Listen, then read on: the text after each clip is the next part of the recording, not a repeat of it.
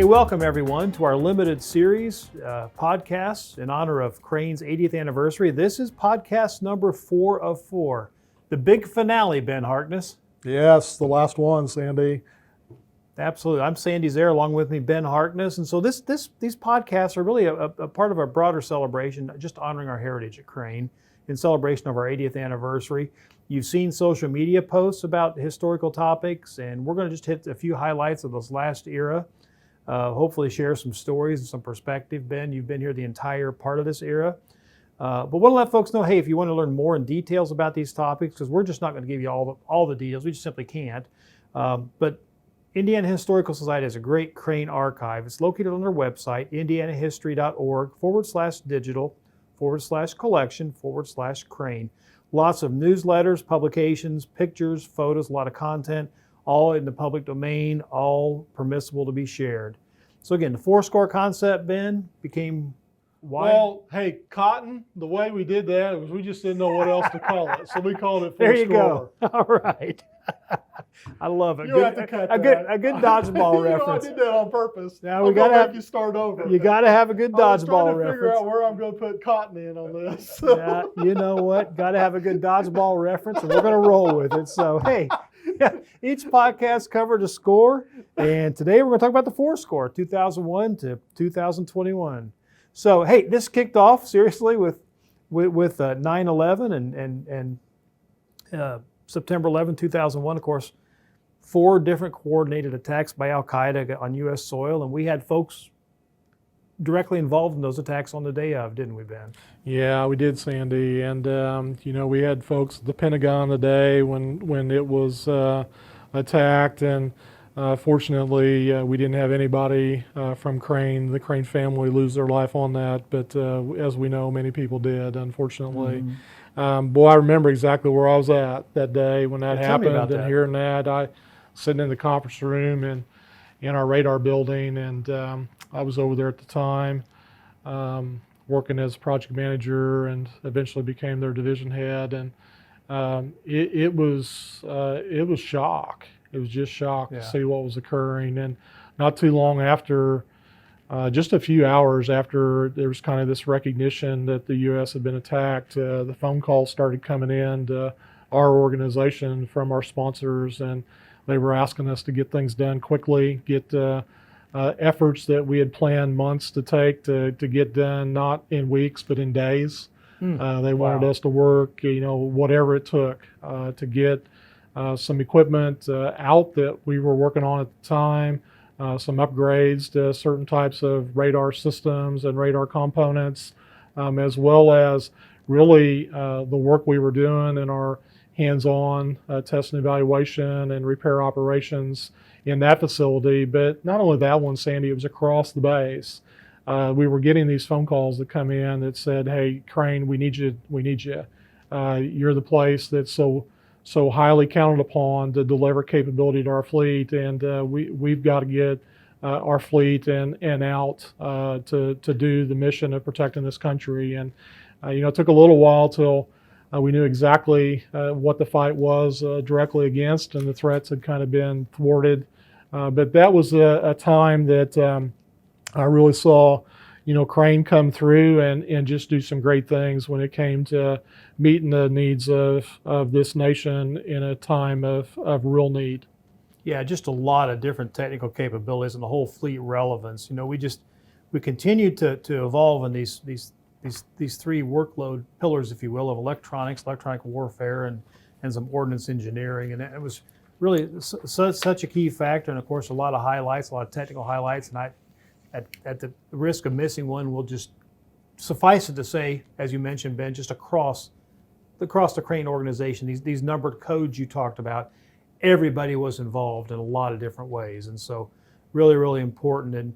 And so as you think about our involvement in the ensuing Operation Enduring Freedom and Operation Iraqi Freedom, a lot of things happened there, and a lot of work. In fact, the Marine Expeditionary Force actually requested support from Crane as they were deploying to Iraq. Yeah, Sandy, the Marine Corps asked us to design, build, test, deliver a new mobile combat operations center for immediate deployment to the Middle East. We were a major contributor to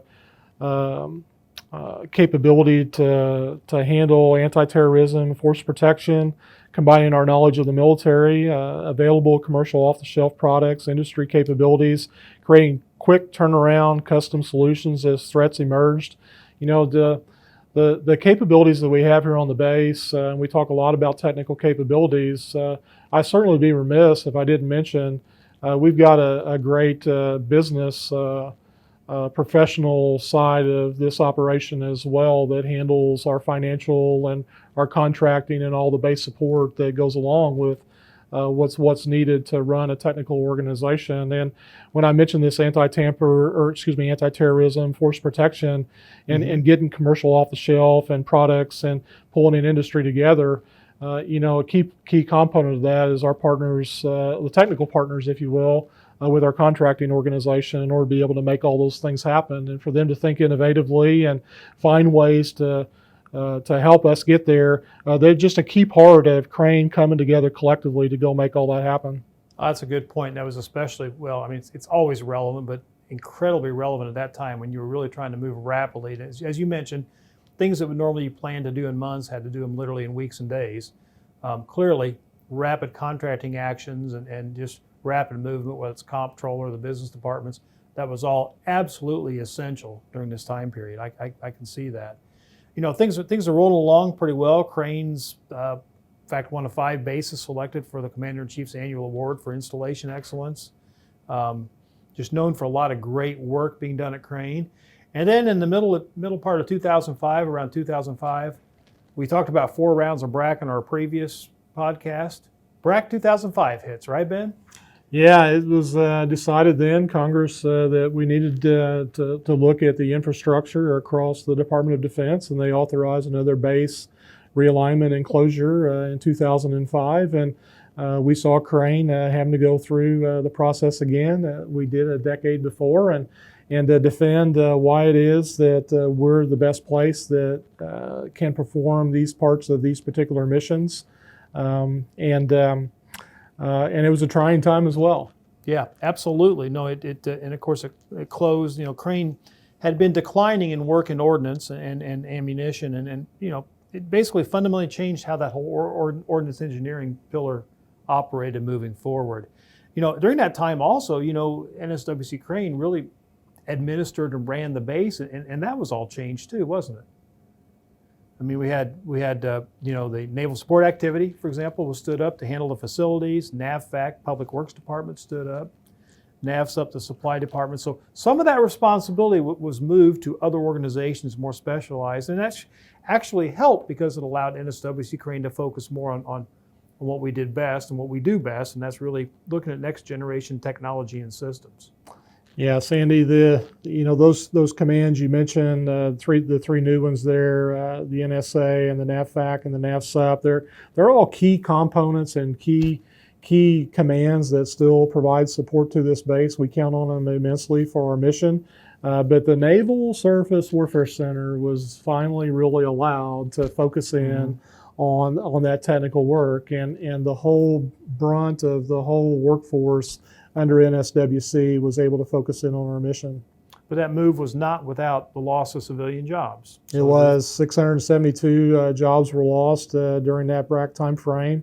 And, you know, it's really not an overstatement to point out that the decisions and the focus on the technical evolution that was put into action, you know, decades before, back in the 1950s by Gene DeVault and the captains that were here at the time, during that first score that we talked about in that history, it would really prove out the result in the Navy remaining in southern Indiana. Yeah, boy, that's so true. And you know, what's interesting about that is you had that visionary leadership from the 40s, but you also had some visionary leadership in 2005 and post-2005, and you lived through some of that too. So, you know, we need a little bit of special, the podcast tip of the hat to some of those folks as well, because boy, you know, those 3 mission areas that were stood up post-BRAC 2005, absolutely critical and remain relevant today. That was some, and you think back to some of that work, I'm really impressed by that, by the work that was done, by the vision and the leadership that was exhibited then with those 3 focus areas, Ben. Yeah, you know, I think at the time, I I think there were 6 of them, and really all good friends. The captain at the time was Captain. You're going to have to edit this. I'm sorry. That been Captain Welsh? Captain Welsh. Yeah. So let me go back. Yeah, Sandy, it's a great point. I think there were 6 people at that time that I really think about as kind of core for the executive leadership team making those decisions. You had Brian Blackwell and Jamie Blackwell, Matt Craig, Don Schulte, Larry Nash, and at the time our captain was Captain Welsh. And I believe those were the 6 key individuals that were involved in making some strategic decisions moving forward. The analysis they went through at that time really drove us to drive towards 3 mission focus areas, and they were stood up. We focused in on strategic missions, special missions, and electronics warfare, and that was tough when we did that. I was brought over to work with Brian Blackwell at the time, and Brian was charged with the responsibility of really getting out of some work in certain areas and growing in some others, and that was difficult. Knowing that was the task ahead, this was a bold move. So help me understand this. You had at the time, you just went through a BRAC, you lost 672 jobs, had to literally sing for your supper to try to make sure and keep the base open. Yeah. And these guys turned around and divested of work? Yeah. Got out of things? Exactly. Yeah, we got out of, 400 or 500 work years about that time. But we had a plan also and a vision to grow in other areas. So even coming out of the BRAC, there was still this need, right? The war's going on. Crane has been involved and focused in on really some key needed areas that we talked about in the previous podcasts. And so we really felt like there was an opportunity through this. So you can look at it and be negative, right? Or you can say, hey, what's the opportunity that's opening up? If that window's closing or that door's closing, which ones are opening up for us? And so it was looked ahead and said, hey, the decades ahead, these 3 areas of strategic and special operations, which eventually morphed into expeditionary operations and electronic warfare, those were going to be around. And we're the best at it, right? And so as a result of that, it was difficult to get out. It was hard to get fired. Sure. Absolutely. It was hard to get fired. You're doing good work for people, and you're saying, I don't want to do that work anymore. Please fire me, right, to your customer. And we had that aspect to deal with, and then we had to deal with the change, right? We've talked about change previously, but now here we are again with change in the early 2000s, where the leadership of this base is asking this organization to change, and that change was not only change to get better at the support to these particular areas, but they were asking us also to think about how we move even more technical and move left into the life cycle. How do we get more into the front end of the science and technology and the research and the development? And that resulted in Crane establishing some programs to have doctoral fellowships where we allowed employees to go to school and get their PhD. And we paid for that. We focused on hiring more individuals and bringing more folks in. And my first experience with PhDs, and I really got to mention this because it was kind of at the start of this decade, was when I was back in radar, in the radar division, and working in microwave tubes. I remember 2 individuals, Larry Dressman and Steve Harriet, who were really the go-to folks for traveling wave tube and traveling wave tube technology. And they divvied up their work in the types of different microwave tubes, but there was no problem that those folks couldn't solve, those 2. They were the go-to people for our microwave tube problems. You're talking about nationally, right? Not just here at Crane. Nationally, and he just had a whole set of folks that were focused on it in it as well. But all the other microwave tubes, it was these two individuals, and Steve and Larry both were going to school at the same time they were working full time, and they got their PhDs. And unfortunately, Steve passed away, but Larry continues today to just be a brilliant technical mind providing support in the RF arena and just doing great things. And so I find myself reminiscing here a little bit, right, Sure. back through it Yeah. and thinking about how decisions that get made way back when result in 5, 10, 15, 20 years later. Investments we make in our people result in those people becoming national leaders and providing real national leadership. You know, and one of the things I think we talked about, and honestly, this you say 5, 10, 15, 20 years later, literally we can talk about something 75 to 80 years later as we think about this 80th anniversary and celebrate some of those early decisions that were, again, we talked about Gene DeVault ad nauseum, but others who made those kinds of decisions. So at this point then there was this idea of growing, going up and to the left, and I think you described that well for us, Ben. Anything more to add on what that really meant by up and to the left? Well, it's certainly moving, left into the life cycle and moving up when it comes to national leadership and into our importance when it comes to the technical capabilities of the organization. The organization was evolving their technical capabilities. We were reducing some during this and consolidating some others and really focusing in on 6 main technical capabilities for the organization. And we weren't doing it alone, Sandy. We were counting on our partners out at the tech park at Westgate and academia and industry to also come along with us on this move. Moves that we make here internally do end up impacting externally somewhat as well. And we were asking that part of our ecosystem to really come along with us and move more into becoming innovative and an innovative leader in the technology fields. Yeah, so you mentioned Westgate. So Westgate was stood up at this time as well, and it was idea really, you understood that as, I remember hearing comments, I came here in 2010, I remember comments about the extended enterprise and how we can extend past that. And on base, we talked about how to integrate those 3 mission areas as well, and those 6 technical capabilities to really become overlapping and working together. So just an interesting way that the organization has been built and continues to put us on a path for success here in 2021 and beyond.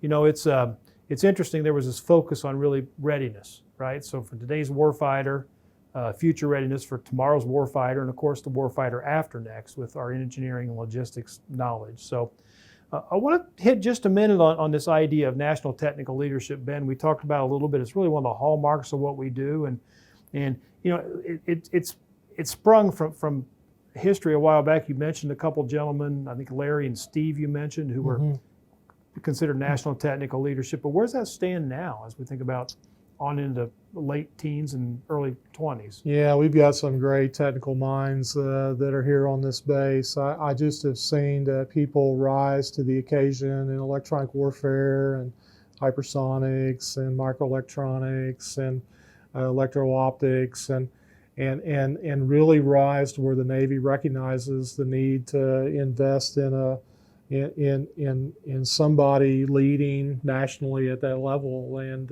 we've got folks at Crane that have stepped into those positions and are serving their country well and just doing great things and becoming recognized experts across the Department of Defense, the Navy, and with academia and industry as well.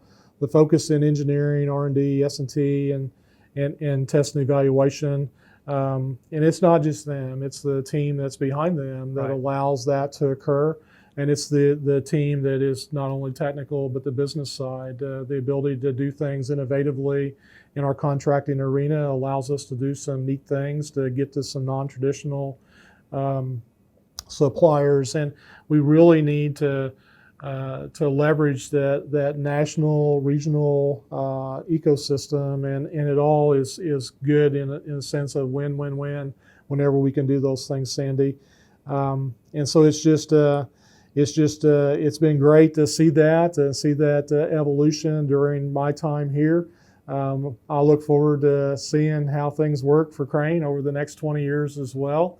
And Sandy, I really, before you kind of wrap up here, and I know we might be pressed on time, but I really want to share one other thing that was just really interesting to me. And, I talked a lot about learning from others and the great support I had from great managers and leaders, people that I really count as my friends. And I remember early on in my career, I had an opportunity to serve as a project manager, And boy, I thought I knew it all.